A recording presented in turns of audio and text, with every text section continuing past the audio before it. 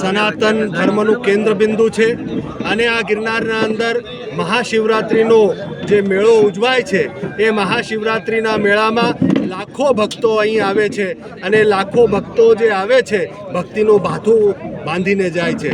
ગિરનાર મેળાના અંદર છેલ્લા થોડા સમયથી ઘણા દૂષણો વધી ગયા છે, એટલે બધા સંતો મળીને આપ જોઈ શકો છો મહાદેવગીરી બાપુ, રાણા બાપુ, જગુ બાપુ, કિશનદાસ બાપુ અને ઘણા બધા સંતો અહીંયા છે। એ બધા કનૈયાગીરી બાપુ ને બધા વિક્રમગીરી બાપુ ને બધા સંતો છે। બધા સંતો સાથે મળ્યા છે જે સ્થાનિક સંતો છે અને દરેક જ્ઞાતિના પ્રમુખો 18 વર્ણ જ્ઞાતિ જે હોય એના બધા પ્રમુખો, પ્રબુદ્ધજનો, એસોસિએશન અને ગિરનારની સંસ્થાઓ એ બધાએ મળીને અહીંયા આજે પ્રસ્તાવ નક્કી કર્યો છે। એના મુખ્ય મુદ્દાઓ છે, પહેલો મુદ્દો કે ગિરનારના રવાડીની અંદર વિધર્મીની જે બગી વાપરવામાં આવે છે ન વાપરવામાં આવે, જેથી કરીને પવિત્રતા જે ભંગ થાય છે એ નહીં થાય। બીજો મુદ્દો, ગિરનારના આ શિવરાત્રિના મેળાના અંદર કોઈ પણ વિધર્મીને સ્ટોલ આપવામાં ના આવે, જેથી કરીને અમારા બેન દીકરીઓની સુરક્ષા અને પવિત્રતા ભંગ કરવામાં જે આ બધું થાય છે એ ન થાય। અને ત્રીજી વાત, મહાદેવગીરી બાપુ અને ચકાચક બાપુ એમના ઉપર જે હુમલો કરવા માટે 50-60 સાધુઓ ગયા હતા, તો એ સનાતન વિરોધના જે કંઈ એમના પ્રકાર હશે એને અમે વખોડીએ છીએ બધા સંતો મળીને, અને એ વખોડવા માટે જ અમે અહીંયા 3 તારીખે બહુ મોટું સનાતન સંમેલન અહીંયા બોલાવી રહ્યા છે। અને પછી એક અમારી ઔપચારિક રેલી અહીંથી દત્ત ચોક સુધી જશે।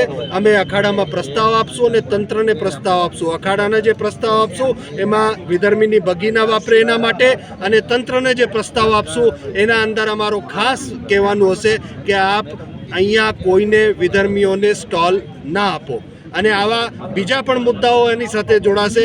વ્યાપારી એસોસિએશનની જે માંગ છે કે પ્લાસ્ટિક બંધ થવો જ જોઈએ, પણ મહાશિવરાત્રિના માટે થોડુંક મોકૂફ રાખીને પછી તમે આને કરો, તો એ પણ વાતોને અમે સમર્થન આપીને આગળ બધા વધી રહ્યા છે।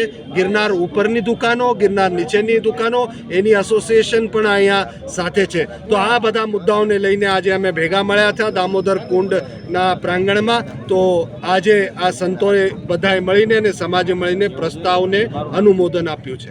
બાપુ, ભવનાથ વિસ્તારની અંદરનો એક વિડીયો વાયરલ થયો છે, આપની પણ માંગ છે કે વેજ ઝોન જાહેર કરવો। ત્રીજો મુદ્દો જે આમાં જોડવાનો છે એ વેજ ઝોનની અમારી પહેલેથી જ માગણી છે કે ગિરનારને જેમ અયોધ્યાના અંદર, કૃષ્ણભૂમિના અંદર, બનારસના અંદર એક ક્ષેત્રને વેજ ઝોન તરીકે સરકારે જાહેર કર્યો, એમ ગિરનારના આખા ક્ષેત્રને વેજ ઝોન તરીકે જાહેર કરવામાં આવે।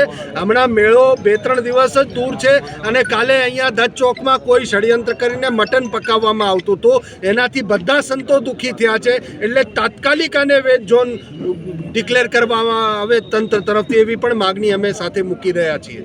બાપુ, કાર્યવાહી થવી જોઈએ આજે? બિલકુલ થવી જોઈએ। ઉદ્દંડતા જેને કરી હોય એને દંડ મળવો જ જોઈએ, મળવો જ જોઈએ।